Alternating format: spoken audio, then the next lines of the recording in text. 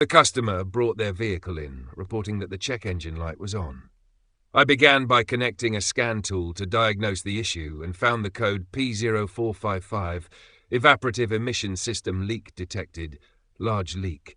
This code typically indicates a significant leak or malfunction in the EVAP system, which is responsible for trapping and preventing fuel vapors from escaping into the atmosphere. To investigate, I performed a visual inspection of the EVAP system, including hoses, the canister, and connections.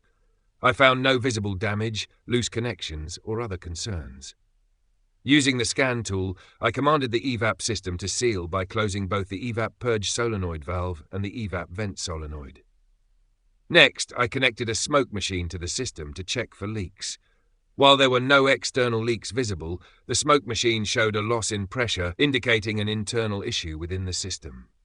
I continued inducing smoke into the EVAP system and disconnected the vacuum hose from the EVAP Purge Solenoid valve. At this point, I noticed smoke leaking from the manifold side of the valve, suggesting a fault in the solenoid. Using the scan tool, I commanded the Purge Solenoid valve to open and used a multimeter to check for voltage and ground at the valve's harness connector.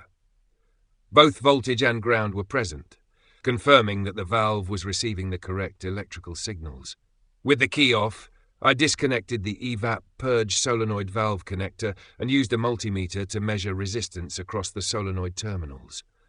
There was no continuity, indicating that the solenoid was internally faulty and needed to be replaced.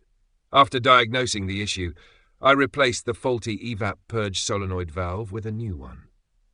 Once the replacement was complete, I cleared the fault codes and performed a road test to ensure the repair was successful. The vehicle operated properly, the check engine light stayed off, and no new fault codes appeared.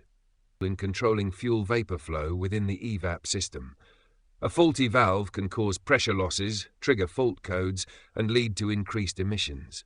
Replacing the defective valve restored the system's functionality, ensuring proper operation and compliance with emission standards.